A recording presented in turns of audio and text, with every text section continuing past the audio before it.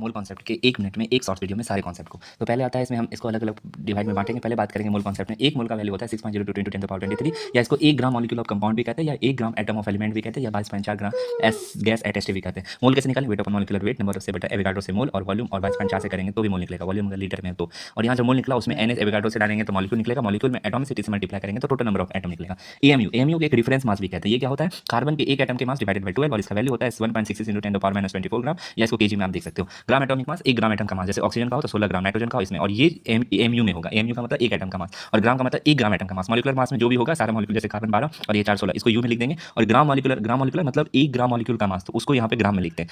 ठीक है, molecular mass का यू और इसका ग्राम मॉलिक्यूलर मास या मोलर मास को ग्राम में लिखते हैं। बस आप देख रहे हैं उसका साइन ऐसा यूनिट चेंज हो रहा है। अब एक्चुअल मास क्या होता है? जैसे एक्चुअल मास है O2 का तो 32 और 32 में एएमयू में जोड़ देंगे, यानी 32 × 1.6 × 10⁻24। अगर कोई हो जैसे नाइट्रोजन हो तो नाइट्रोजन में आ जाएगा 14 एएमयू, तो एएमयू यानी 14 × 1.67 इतना हो जाएगा। Atomicity is the total number of atom, जैसे 2 4 4 2 6 1 7 है ना। किसी भी कंपाउंड में जो टोटल ये है एटम्स है उसको काउंट करके हम लिखेंगे atomicity. PM = DRT, D = PM/RT, PV = NRT। अगर कभी मोलर मास नहीं दिया और वेपर डेंसिटी दिया तो मोलर मास निकाल सकते हैं। Vapour density = molecular mass divided by 2।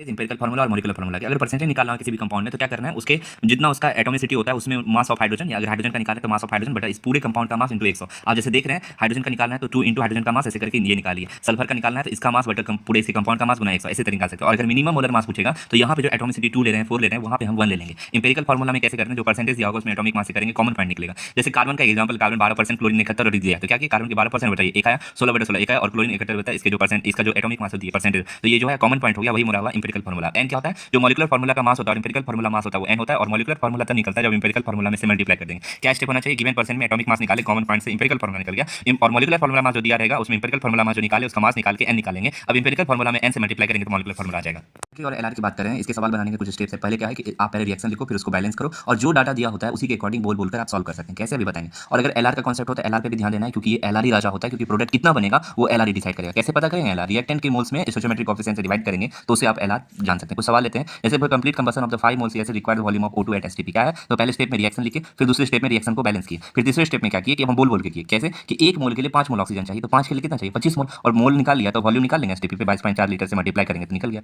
हो गया। इवन कॉन्सेप्ट सॉल्यूशन में पढ़ेंगे। लॉस के बारे में बात कर लेते हैं। लॉस होता है 5 लॉ होता है, law of conservation of mass. Reactant का मास जो टोटल होता है वो प्रोडक्ट के मास के बराबर होता है। डेफिनेट प्रोपोर्शन का मतलब है H2O का कहीं से भी पानी लेके आओ उसका जो फिक्स रेशियो में बराबर होता है। उसके बाद लॉ ऑफ मल्टीपल प्रोपोर्शन क्या कहता है कि अगर किसी एक के मास को फिक्स कर लेंगे तो दूसरे का जो सिंपल रेशियो होगा, कंबाइंड मास उसके सिंपल रेशियो होगा। इसको याद करने का ट्रिक कैसे होगा? ऑप्शन में कैसे क्लिक करेंगे, जहां पे 2 एलिमेंट होगा वो डेफिनेट वो होगा multiple proportion. Law of gases volume क्या कहता है? टेंपरेचर प्रेशर कांस्टेंट है, सेम है, तो उस समय जो उसका स्टोइचियोमेट्रिक कोएफिशिएंट होता है उसको आप लीटर में वॉल्यूम में आप मान सकते हो, एक कॉमन रेशियो में मान सकते हो। एवोगाड्रो लॉ कहता है कि अगर equal volume of any gas और सिमिलर टेंपरेचर और प्रेशर हो तो वो कंटेन